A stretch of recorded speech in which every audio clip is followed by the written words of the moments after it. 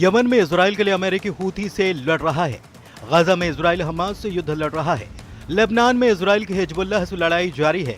इसके साथ साथ अब इजराइल ने सीरिया में हमले शुरू कर दिए हैं। तो क्या इजराइल अमेरिका एर्दोआन से भिड़ने के लिए तैयार है?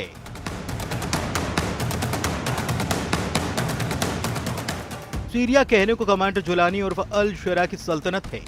सीरिया में असल में चलती है एर्दोआन की। तुर्की के राष्ट्रपति के दम पर कमांडर जुलानी ने दमिश्क पर लड़ाका ग्रुप को जीत दिलाई है, लेकिन अब कमांडर जुलानी नेतन्याहू के रडार पर आ गए हैं।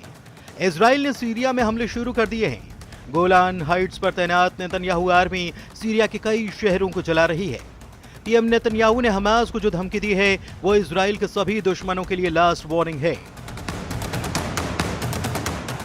नेतन्याहू के फौलादी इरादे ने इजराइल के दुश्मनों को दहला कर रखा है। क्वाइटर प्राइम मिनिस्टर ने हमास को जमींदोज करने का ऐलान किया है। नेतन्याहू ने धमकी दी है कि हमास का सफाया बहुत जल्द होगा, गाजा पर कब्जा होगा। नेतन्याहू की धमकी का असर यह हुआ कि गाजा के लोगों ने हमास के खिलाफ पहली बार जोरदार प्रदर्शन किया। गाजा के नागरिकों ने हमास को टेरर ग्रुप बताकर गाजा से बाहर निकल जाने का फरमान सुना दिया है। हमास की हैसियत नेतन्याहू ने नाप दी तो हूथी लड़ाकों को ट्रंप बेमौत मार रहे हैं। अमेरिका के हवाई हमले से यमन में बारूदी बवंजर आया हुआ है। ट्रंप ने सभी हूथी लड़ाकों को नर्क भेजने की धमकी दी है। उधर हूथी की तरफ से ऐलान किया गया कि लड़ाका ग्रुप ने इजराइल में 2 मिसाइल धमाके कर बदला ले लिया है। हूथी ने इजराइल पर जुल्फिकार और फिलिस्तीन 2 मिसाइल से हमले का दावा किया है। उन मजलूम फिलिस्तीनी लोगों के समर्थन में और उनके बहादुरी के साथ एकजुटता में हमारी मिसाइलों ने इजराइल के शहर जाफा में बेन गुरियन हवाई अड्डे को निशाना बनाया। इसमें एक जुल्फिकार और दूसरी हाइपरसोनिक फिलिस्तीन 2 मिसाइल थी। हमारा ऑपरेशन कामयाब रहा। हूथी के धमाकों से नेतन्याहू बेफिक्र हैं। ईरान के समर्थक हूथी लड़ाकों से अमेरिका निपट रहा है, इसलिए इजराइल ने नया मोर्चा खोल दिया है। इजराइल सीरिया में घुसकर बेहिसाब बारूद बरसाने लगा है। अब ऐसे में सवाल उठ रहा है कि क्या सीरिया में इजराइल और तुर्की का युद्ध फाइनल है? एर्दोआन की धमकी तेल अवीव में एटम बम फटेगा?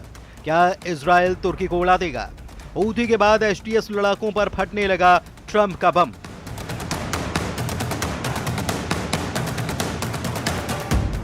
जब ट्रंप हूथी लड़ाकों पर बम बरसा रहे थे, जब नेतन्याहू की आर्मी हिजबुल्लाह फाइटर्स को दौड़ाकर दम उखाड़ रही थी, तभी सीरिया के लताकिया में जो हमला हो रहा था उसकी भनक किसी को भी नहीं लगी।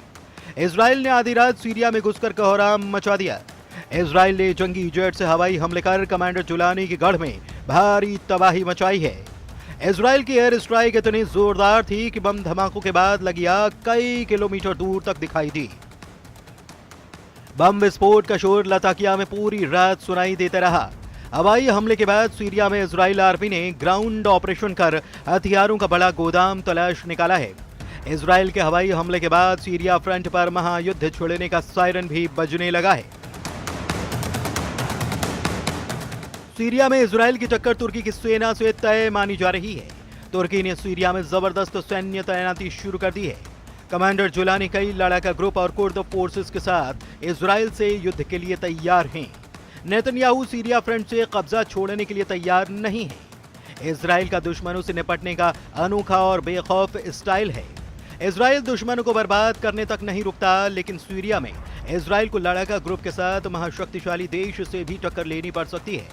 वजहें आगे जानेंगे। पहले इजराइल ने लेबनान में जो बारूदी तांडव दिखाया उसके भयानक वीडियो देखिए। लेबनान के टायर सिटी में इजराइल ने ड्रोन अटैक किया। हिजबुल्लाह के वॉर हेडक्वार्टर पर बमबारी कर इजराइल ने बड़ी कामयाबी हासिल की है। आगे दक्षिणी लेबनान के टायर में ड्रोन से मिसाइल दाग कर हिजबुल्लाह के टॉप कमांडर को मार डाला। इजराइल डिफेंस फोर्स ने बताया कि मारा गया टॉप कमांडर रादवान फोर्स का बटालियन कमांडर अहमद अदनान बाजीजा है। अदनान बजीजा जब मारूद के करीब डेर दघैया में गुप्त ठिकाने पर पहुंचा तो उसे मिसाइल से उड़ा दिया गया। नेतन्याहू आर्मी के ताबड़तोड़ हमले युद्ध विराम समझौते के बाद भी जारी हैं। इजराइल युद्ध के हालात में दुश्मनों का क्या हाल करेगा इसे समझना मुश्किल भी नहीं, लेकिन अचानक इजराइल से सभी फ्रंट पर क्यों तूफानी हमले शुरू हो चुके हैं? क्या नेतन्याहू ने ट्रंप से तुर्की पर एक्शन की परमिशन ले रखी है, या फिर तुर्की को जंगी ट्रेलर दिखाकर नेतन्याहू सीरिया से दूर रखने का प्लान बना चुके हैं?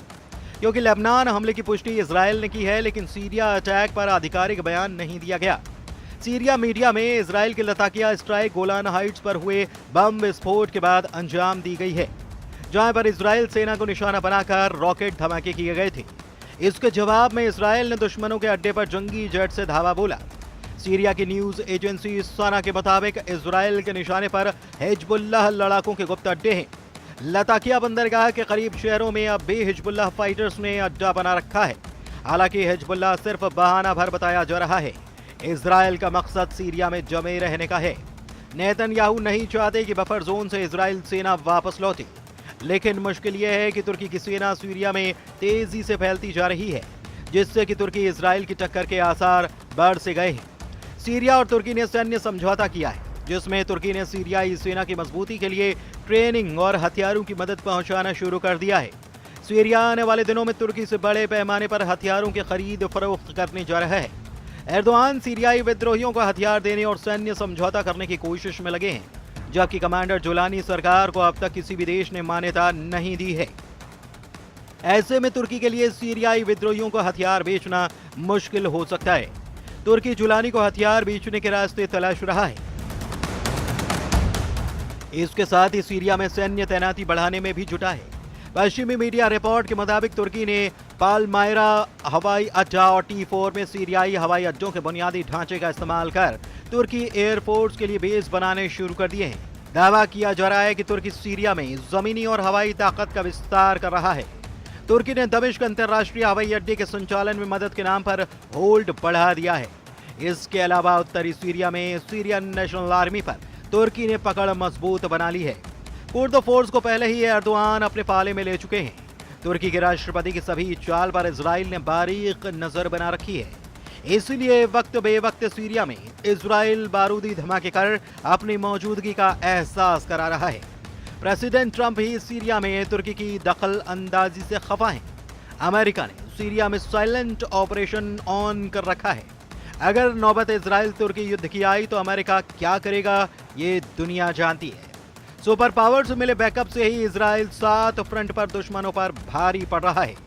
यानी कि इजराइल से जंग शुरू होते ही तुर्की को अमेरिका से भी भिड़ना होगा। फिर ऐसा युद्ध हो सकता है जिससे कई मुल्कों का नक्शा ही बदल जाएगा।